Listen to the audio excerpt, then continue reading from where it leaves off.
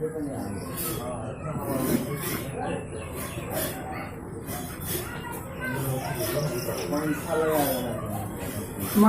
सुहृदय छात्र छात्रा अद्य सामान्य हिंदी भाषा शिक्षणे सर्वे भयो नमो नमः। आज आप लोगों का हिंदी व्याकरण के शिक्षण में स्वागत है। आज हम लोग स्वर संधि के बारे में पढ़ चुके हैं और आज का जो व्याख्यान होगा वह स्वर संधि का ही तीसरा भेद वृद्धि संधि के बारे में बताएंगे। कि वृद्धि संधि के लिए महर्षि पाणिनि ने अष्टाध्यायी ग्रंथ में सूत्र दिए हैं। वृद्धि रेषि सूत्र के माध्यम से संधि को व्याख्या करने में सुविधा होती है, इसलिए मैं बीच बीच में संस्कृत का सूत्र को लिख दिया करता हूँ। अर्थात वृद्धि रेषि सूत्र का अर्थ हुआ कि आत प्रत्याहार में जो स्थित वर्ण है अ या आ, उसके बाद अगर ए या आई रहे तो दोनों वर्णों के मिलने पर आई तथा ओ या आ के बाद ओ या औ रहे तो दोनों मिलकर के औ हो जाता है। अर्थात ए तथा ओ वर्ण की वृद्धि हो जाती है। जैसे 1 जोड़ 1 बराबर 1 तो 1 जोड़ 1, अब जैसे यहाँ पर देखिए को है तो को वर्ण के भीतर 2 वर्ण है, कोहलंत है और ओ है। तो इस को के अंदर जो ये ओ है, ये ओ और ये ए दोनों मिल करके यहाँ पर आई हो गया। ए का उच्चारण होता है एकार और आई का उच्चारण होता है ऐकार। 1 जमा 1 बराबर 1। उसी तरह से महा जमा औषधि बराबर मोषधि। अब हो में क्या है, ये आ है, ये आ और ओ दोनों के मिलने से यहाँ पर औ की वृद्धि हो गई है। औ में क्या होता है, ओ स्वर का मात्रा होता है ओकार और औ मात्रा का स्वर होता है औकार।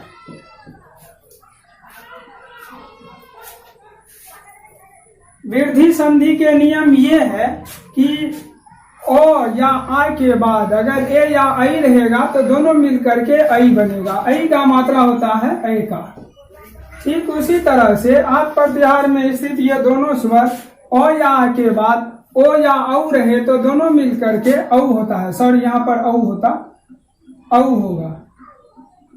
औ स्वर की वृद्धि हो जाती है। यही नियम है। जैसे पहला नियम है कि ओ या आ के बाद ए या आई रहे तो दोनों मिल करके आई बनता है, जिसका मात्रा होता है ऐकार। अब जैसे उदाहरण में देखिए, यहाँ पर है सदा तो 2 में आ है, आ स्वर है, आकार का मतलब आ होता है। आ और ए ये दोनों मिल करके यहाँ पर आई हो गया। अर्थात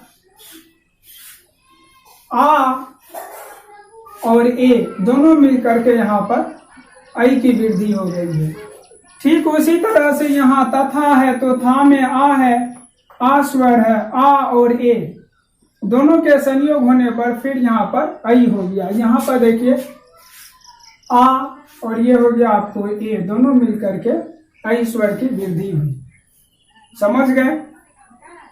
ठीक उसी तरह से अन्य और तीसरा उदाहरण देखिए। जैसे है देव, सॉरी यहाँ प्लस का चिन्ह छूट गया।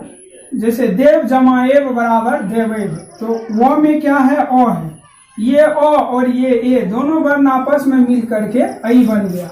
देव जोड़ एव बराबर देवेव। उसी तरह से नो वर्ण के भीतर ओ छिपा हुआ ओ स्वर, ये ओ स्वर और ओ और ए दोनों के मिलने से यहाँ पर आई बन गया। नो जोड़ एव बराबर नए। ठीक उसी तरह से जैसे चौ जोड़ एव बराबर छेद, तो चौ के भीतर ओ स्वर वर्ण छिपा हुआ है, ये ओ और ए दोनों मिल करके यहाँ पर आई बन गया। चौ जोड़ ए बराबर 6। यहाँ उदाहरण से देखिए कि ओ है और ओ के साथ ए, ओ और ए ये दोनों जब आपस में जुटा तो दोनों मिल करके आई बन गया और आई का मात्रा ऐकार होता है, इसलिए 6 पर यहाँ पर 6 में आई की मात्रा है। ठीक उसी तरह से 1 जमा 1 बराबर 1 तो क के भीतर ओ है, ये ओ और ए दोनों मिल करके आई बन गया।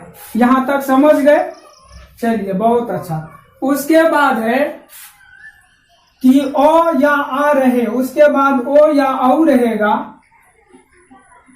अगर ओ के साथ ओ को जोड़ेंगे तो औ हो जाएगा, या ओ के साथ औ को जोड़ेंगे तब भी दोनों मिलकर के औ होगा, या आ के साथ अगर हम ओ को जोड़ते हैं तो दोनों मिलकर के औ की वृद्धि होगी, या आ के साथ औ को जोड़ेंगे तो दोनों मिलकर के फिर औ की वृद्धि होगी। औ का मात्रा होता है औकार। अब जैसे यहाँ पे देखिए, जल जोड़ ओघ बराबर जलोघ, तो जल में लो के भीतर अ स्वर वर्ण छिपा हुआ है, ये ओ और ये ओ दोनों मिलकर के यहाँ पर औ की वृद्धि हो गई। जैसा कि यहाँ नियम से है कि यहाँ पर देखिए ये ओ है और ये ओ है, ये ओ और ओ दोनों मिलकर के यहाँ पर औ बनाया, समझ गए।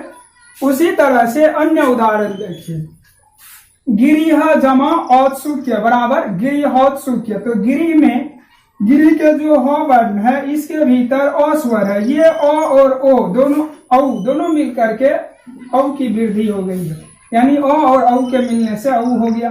गिरी जमा औत्सुक्य बराबर गिरिहौत्सुक्य। ठीक उसी तरह से अगला उदाहरण देखिए, यहाँ महा है तो ह में आ है, यानी आकार का मात्रा आ होता है, तो ये आ स्वर है और यहाँ पर औ है, आ और औ दोनों के मिलने से यहाँ पर औ की वृद्धि हुई। यहाँ पर देखिए आ जमा औ बराबर औ हो गया। ठीक उसी तरह से महाजोर और दी बराबर मोहल्दी। ठीक उसी तरह से अगला उदाहरण देखिए, यहाँ पर है महाजोर ओजस्वी, तो ह में आ की मात्रा है तो आ स्वर है और यहाँ पर ओ है, आ और ओ दोनों के मिलने से यहाँ पर औ की वृद्धि हो गई। महाजोर ओजस्वी बराबर महोजस्वी आदि। इस तरह से आप लोग वृद्धि संधि के बारे में जान गए। चलिए बहुत अच्छा। उसके बाद अगला है यम संधि।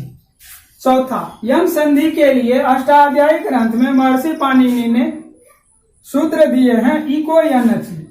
नाम से ही स्पष्ट है, इसमें इक प्रत्याहार है, यन प्रत्याहार है और अच प्रत्याहार है। इसी को थोड़ा सा समझने में सहूलियत तो इसलिए ब्रैकेट में लिखे हैं इक, यन और अच। इसमें कहने का मतलब ये है कि इक प्रत्याहार में जो स्थित वर्ण है आपको ई उ री लिरी, इसके साथ अगर अच प्रत्याहार का कोई भी स्वर वर्ण जब इक प्रत्याहार वाले वर्ण के साथ जब जुटेगा तो दोनों आपस में मिल करके यन बनेगा। यन कहने मात्र से य, व, र और ल का बोध होता है, यानी यन प्रत्याहार है।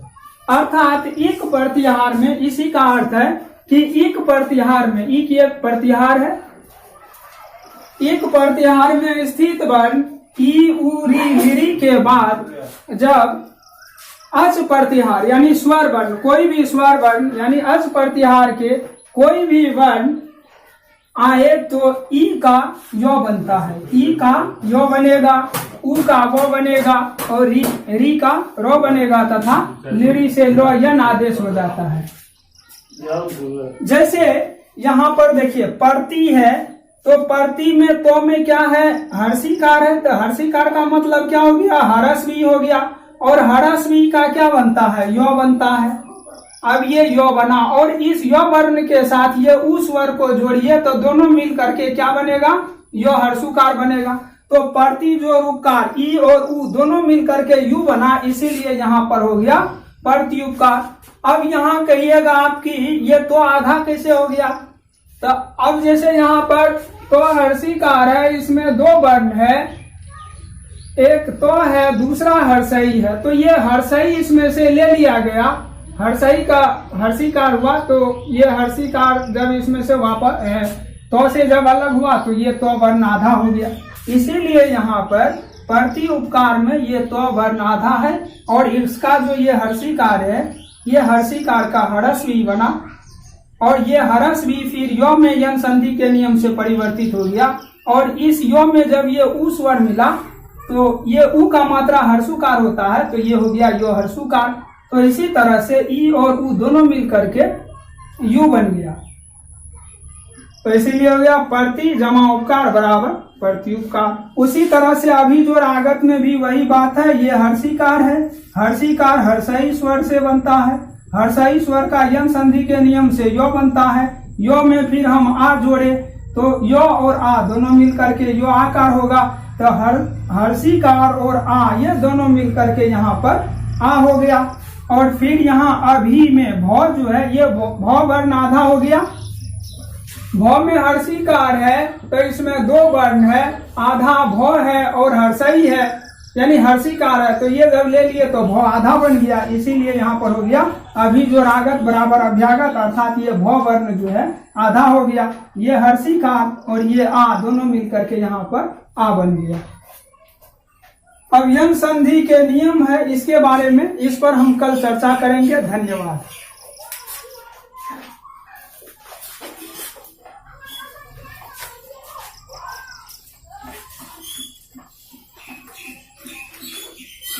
दस मिनट का बना सर।